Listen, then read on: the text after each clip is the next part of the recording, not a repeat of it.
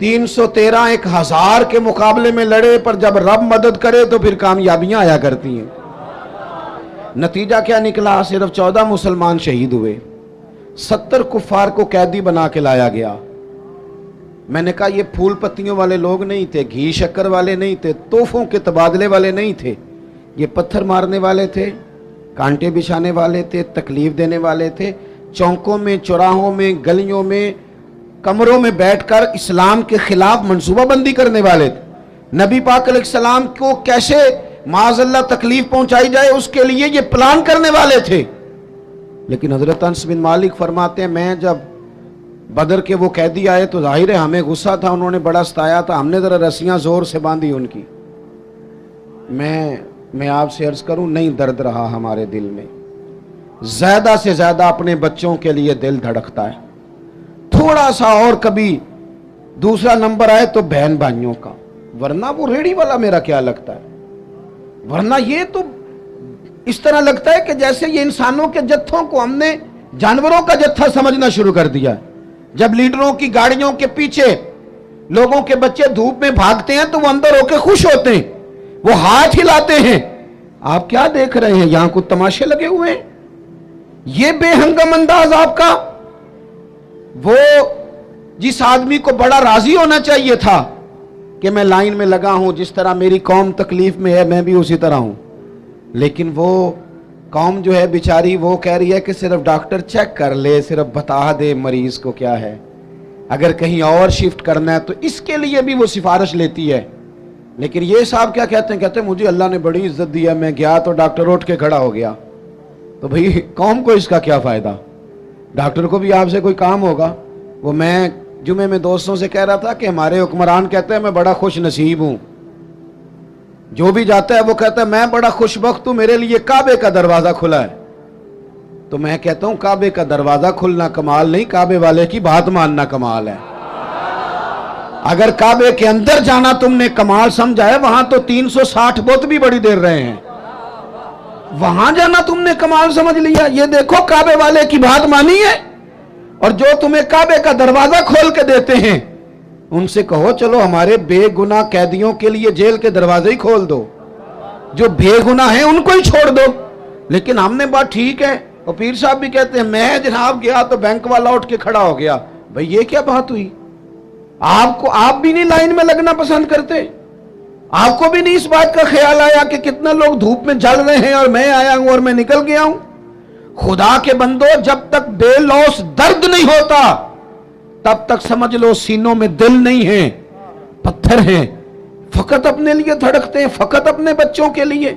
खुदा मुझे ऐसी खुदाई ना दे कि अपने सिवा कुछ दिखाई ना दे। ये क्या बात हुई?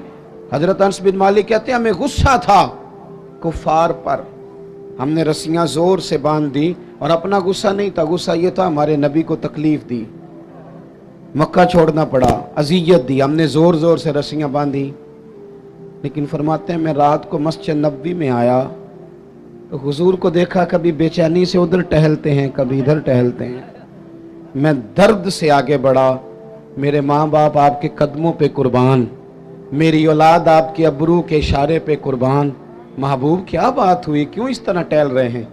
हुजूर फरमाने लगे अंस, तुमने इनकी रस्सियां जोर से बांध दी हैं, ये हाय हाय करते हैं मुझे नींद नहीं आती, ये हाय हाय करते हैं मुझे नींद, इनकी रस्सियां जरा ढीली कर दो ताकि मैं सो जाऊं। किसी से तो प्यार करना यार, किसी का तो दर्द पैदा करना। ये नहीं हो सकता कि तू नाजायज कमाई कमा के लाए, तू किसी के बच्चों का निवाला छीन के लाए और फिर तेरा बच्चा डॉक्टर बन जाए। ये कैसे हो सकता है? तू नाजायज पैसे इकट्ठे करके लाए और तेरा बच्चा इंजीनियर बन जाए। ये कैसे हो सकता है? फिर ये कैसे हो सकता है कि तू किसी का घर उजाड़ के अपना गुलशन आबाद करना चाहिए? कैसे होगा? आप अगर चाहते हैं कि हमारे घरों में रोशनी आए तो फिर किसी और के आंगन में दिया जलाना शुरू करें। कोई तो काम ऐसा हो। कुरान तालीम देता है, कुल इन्ना सलाती व नुसुकी व महयाया व ममाती लिल्लाहि रब्बिल आलमीन। कहो मेरी नमाज, मेरी कुर्बानी, मेरा दुनिया में आना, मेरा यहाँ से जाना सब उस रब के लिए है जो तमाम जहानों का पालने वाला है। اپنے سینے میں درد پیدا کریں, ایک دوسرے کے لیے گنجائش پیدا. ہمارے پاس گنجائش نہیں ہے. میں اکثر کہتا ہوں کہ میں سمجھتا ہوں صرف میری ضرورت ہے, میرے علاوہ نہیں. حالانکہ میرا ڈرائیور گاڑی نہ چلائے تو میں تو سو جاتا ہوں گاڑی میں, وہ گاڑی نہ چلائے تو میں تو پہنچتا ہی نہیں. چلیں ساری باتیں چھوڑیں, یہ مائک والا اگر اس کا مائک خراب ہو جائے تو محفل کا سارا کام رک گیا کہ نہیں رک گیا. لیکن ہمارے نزدیک, میں نے ایک دفعہ نا ایک سپیکر والے سے پوچھا, یہ ساؤنڈ والے سے, میں نے کہا تو اتنی محفلیں سنتا ہے, نماز کیوں نہیں پڑھتا؟ وہ مینوں کہندا ہے جیڑا مولوی آندا ہے ساڑے نال تے لڑ کے ٹر جاندا ہے. ہم تو پوری محفل میں نا ایسے کانپ رہے ہوتے ہیں کہ کسی کو آواز اونچی چاہیے, کسی کو نیچی چاہیے, کوئی کہتا کھول دے, کوئی کہتا بند کر دے. تو ہم پہ کیا اثر ہونا ہے؟ ہم تو خوف میں, کیونکہ ہم نے قدر نہیں نا جانی لوگوں کی, قدر نہیں سمجھی لوگوں کی. قدر سمجھنا شروع کریں, پیار کرنا شروع کریں. آپ بے لوث ہو جائیں, کچھ کام پیچھے چھپ کے بھی کریں, کچھ کام بیک پہ رہ کے بھی کریں. آپ محسوس کریں گے کہ آپ کے دل کو اللہ نے سکون دے دیا, کچھ اطمینان حاصل ہونے لگا ہے. 100 گھر تھا مدینہ شریف میں, تھوڑی سی آبادی ہوتی تھی, 100 گھر تھا. امام ابو نعیم لکھتے ہیں 100 گھر تھا, جہاں 2 وقت روٹی بھی پہنچتی تھی, بچوں کے کپڑے بھی آتے تھے, کوئی بیمار ہوتا تو دوا کا خرچہ بھی آتا تھا. 1 دن نہیں, 2 دن نہیں, سالوں مدینہ شریف میں سالوں 100 گھروں کی کوئی کفالت کرتا رہا. پر رات کو کوئی پردہ نشین آتا تھا نقاب اوڑھ کے, اور دروازے پہ راشن رکھتا تھا, اس سے پوچھتے تھے تیرا نام کیا, تو ناراض ہو جاتا تھا. سالوں. پھر اچانک وہ کھانا آنا بند ہوا, پھر اچانک وہ ساری چیزیں موقوف ہو گئیں. ایک دوسرے سے غریبوں نے پوچھنا شروع کیا, تیرے گھر نہیں کھانا آتا؟ نہیں. تیرے گھر بھی نہیں آتا؟ کب سے نہیں آیا؟ معلومات ہونے لگی. سب ایک دوسرے سے پوچھنے لگے تو پتہ چلا 18 محرم سے نہ اس کے گھر آیا ہے, نہ اس کے گھر آیا ہے, نہ اس کے گھر آیا ہے. 18 محرم سے کسی کے گھر نہیں آیا.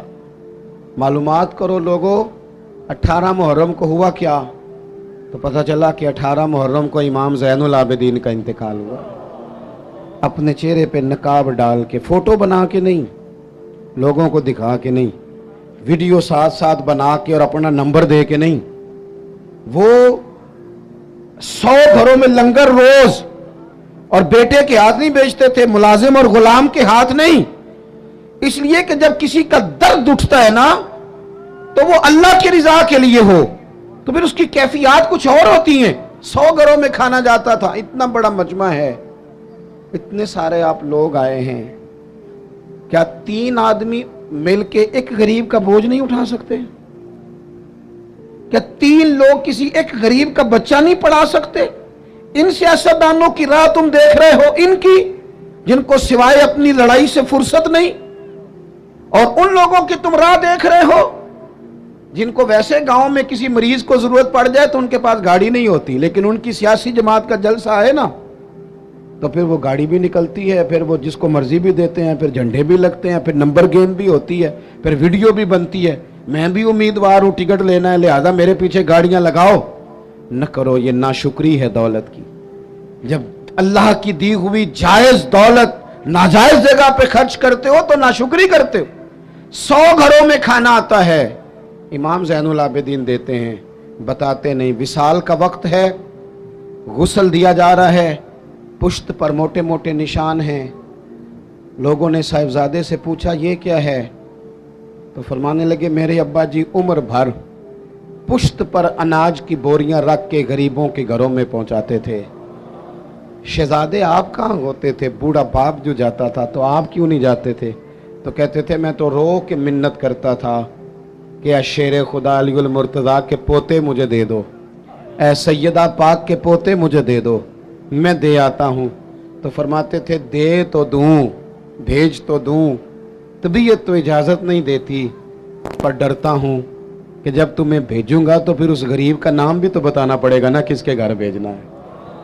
پردہ اس کا بنا ہوا ہے, پردہ اکھاں جدوں میٹیاں زمانہ مینوں روے گا, اپنا تے اپنا بیگانہ مینوں روے گا.